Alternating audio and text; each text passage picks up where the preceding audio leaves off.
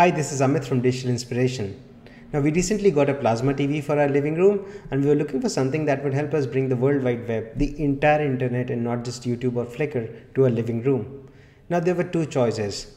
I could have either taken an old laptop and connected it to the TV using regular cables, but that would have been very geeky and I'm sure none of my family members would have really enjoyed using that setup.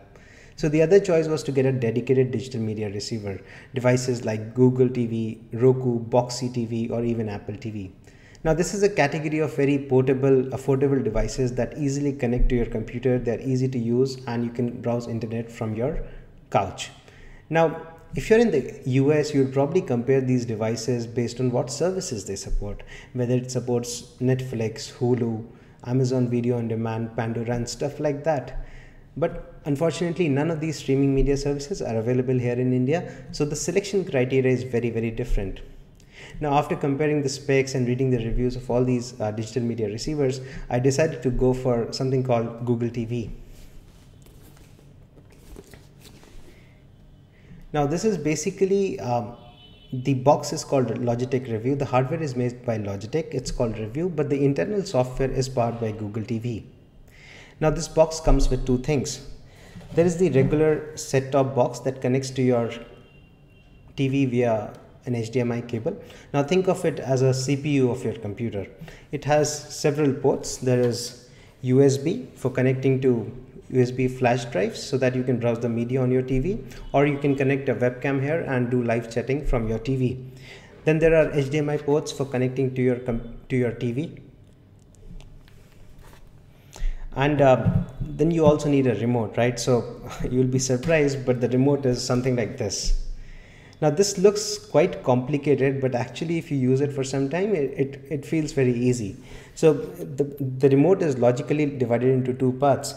This is the keyboard, the QWERTY keyboard that you use for typing. In case you want to reply to your emails from your TV, you can do that. And this side is the stuff that's required for TV. So this is the trackpad like you have it on your laptop so that you can operate the mouse on the screen. And then you have these buttons in case you want to bookmark websites, you want to move cursor, right? So it's actually very easy, but if it feels a bit odd to use such a kind of a device for controlling your TV, the good thing is they also have apps. For instance, they have an app for Android. So this basically Google TV app for Android that turns your Android phone into a remote. Or if you're an iPhone user, they also have an app for your iPhone. They don't have an app for an iPad, but because all iPhone apps are compatible with the iPad, so you can also install this app on your iPad like this. Unfortunately, these apps are not available in the Indian iTunes store, but you can easily create another account and download these apps. So that's the basic of Google TV, but how is the device itself? So now let's jump in.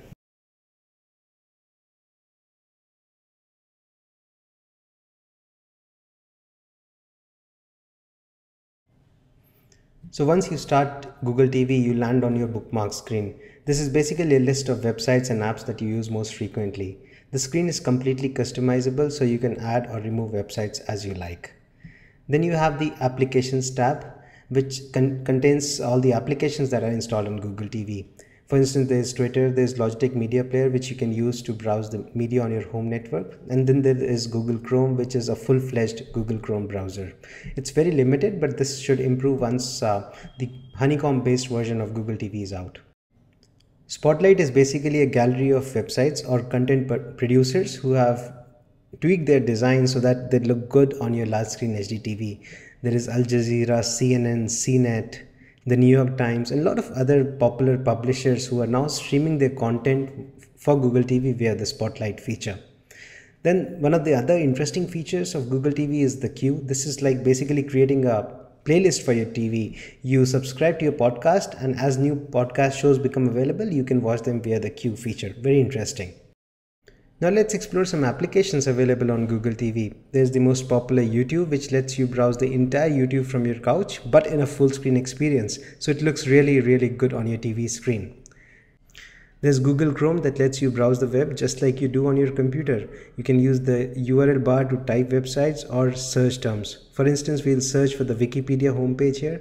Now, as you type, the search suggestions come up, and the third option, which is wikipedia.org, is actually equivalent to the I am feeling lucky button on the Google homepage. So you can just click there and go directly to the Wikipedia website.